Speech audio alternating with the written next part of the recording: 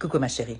Le message ce matin s'adresse à l'autre femme, à la maîtresse, à l'amante, à l'intruse, à la sirène, vampire, femme fatale, séductrice, naïve, vierge, madone, salope, qui s'intéresse aux époux des autres femmes. Je comprends très bien qu'il est beaucoup plus facile pour toi d'être en compétition avec une seule femme, c'est-à-dire l'épouse, que d'être en compétition avec toutes les autres candidats célibataires qui inondent le marché des rencontres actuellement. C'est beaucoup plus facile de miser sur un homme qui a déjà fait ses preuves, c'est-à-dire de stabilité, d'engagement, de finances, peut-être même d'un rôle de père. Il est en couple depuis 2, 3, 5, 10, 15, 20, 30 ans. C'est un homme stable, fiable. Alors c'est sûr que, a priori, un homme marié est un bon candidat pour la célibataire en quête d'un mâle stable. Ma question à toi, ma chérie, c'est crois-tu vraiment qu'il est possible de construire une relation avec un homme qui a le culot de briser sa famille, de mentir, de tromper, de trahir? Est-ce que c'est vraiment le bon candidat? Peut-être, puisque ce sont les mêmes qualités que tu amènes, c'est-à-dire que tu acceptes son mensonge, tu acceptes sa disponibilité éparpillée entre toi et l'autre, sa femme. Peut-être que pour toi, ça correspond exactement à la personne que tu es, parce que souvent, les ombres se rencontrent. Et l'excitation qui peut se développer dans ces rencontres sombres sont souvent la rencontre de deux âmes perdues.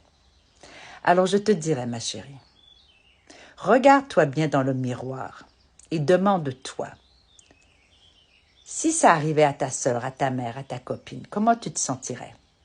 Comment tu réagirais devant cet homme qui abuse finalement de son charme et qu'il essaie de convaincre sa maîtresse combien il va quitter sa femme qui lui rend si malheureuse? Mais quelle manipulation, quel jeu est-ce que vous êtes en train de jouer tous les deux? Alors ma chérie, si tu trouves honneur à briser une famille, à happer un mâle parce que tu utilises tous tes charmes pour ce faire, pour le conduire dans ton lit, dans ton plumard, pour pouvoir le séduire avec évidemment ce qui séduit le plus les hommes, c'est-à-dire la naïveté douce de la madone et la salope au lit. On connaît les armes de la séductrice, on connaît les armes de l'autre femme, on les connaît. Mais dans ton intégrité, ma chérie, est-ce que vraiment tu es en cohérence avec qui tu es? Est-ce que tu es vraiment en cohérence avec l'idée que tu te fais d'une relation de couple? Est-ce que c'est vraiment sur ces valeurs-là que tu espères t'éclater, être heureuse dans une relation construite justement sur les mensonges, la tromperie, l'adultère, le bris de promesses, le bris d'engagement? C'est fragile un homme comme ça, ma chérie. Qu'est-ce que tu vas en retirer? Un peu de validation, parce que bien évidemment, le fait que tu sois la maîtresse, tu es la femme idéalisée. Il ne te voit que dans les bons moments, ma chérie. C'est facile. Tu le vois que dans les bons moments. C'est facile. Il n'y a pas de facture. Il n'y a pas de problème de garage de pneus, de toit qui coule, d'impôts à payer. Il n'y a rien. Il n'y a que l'instant de bonheur, d'attente, d'anticipation, de dopamine, d'ocytocine, de toutes ces belles hormones-là qui se mettent en explosion dans ton corps lorsque tu le vois. Pense-y 5 secondes, ma chérie. Est-ce que, en tant que femme, c'est rendre service, premièrement, à la sororité féminine, c'est-à-dire piquer l'amant ou le mari de quelqu'un d'autre? Est-ce que c'est vraiment être solidaire avec les femmes? Est-ce que c'est pas utiliser des stratèges, des stratégies, des ruses, des manipulations qui sont tellement vilaines et qui sont souvent attribuées au féminin, pourquoi continuer à propager ce genre de message? Alors je te dirais, ma chérie, trouve-toi quelqu'un d'autre. Déjà, trouve-toi toi. Quelle est ta valeur? Quelles sont tes valeurs? Quelle est l'intégrité que tu as envers toi-même? Est-ce que tu crois ne mériter qu'un homme marié, indisponible, qui va simplement satisfaire ses besoins sexuels, ses besoins de validation? Est-ce que c'est là ta seule valeur? Est-ce que tu ne crois pas mériter d'avoir quelqu'un à tes côtés qui t'aime pour toi, pour qui tu es, et non pas en compensation, en second choix, en side chick? Il ne quittera pas sa femme. Il ne la quittera pas.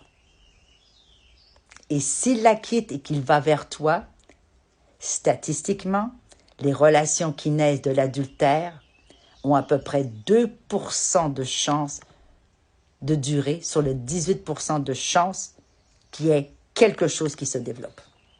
Alors, tu n'as pas de chance que ça se développe dans le temps, ma chérie. Ce n'est que temporaire avant que lui te trompe de nouveau. Parce que s'il est déjà fait pour toi, est-ce que tu crois vraiment qu'il ne le fera pas pour quelqu'un de plus jeune, de plus joli, de plus bandant tout à l'heure? Voyons donc. Sois un peu lucide, ressaisis-toi et dis-toi déjà, un, tu as probablement plus de valeur que d'aller choper un homme marié. Et deux, c'est que tu dois pour toi-même chercher quelque chose qui va faire en sorte que ta propre valeur va être mise en avant.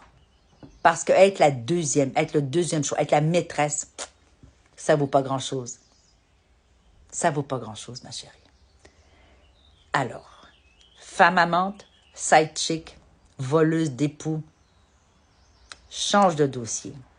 Occupe-toi de toi et laisse, s'il te plaît, ceux des autres et cesse de contribuer à l'éclatement des relations longue durée. Parce que 50% de la responsabilité te revient, ma chérie. Parce qu'à chaque fois, tu choisis d'y aller, d'ouvrir ta porte et d'ouvrir tes cuisses. Change de dossier. Ça va être mieux pour tout le monde. Vraiment pour tout le monde, ma chérie.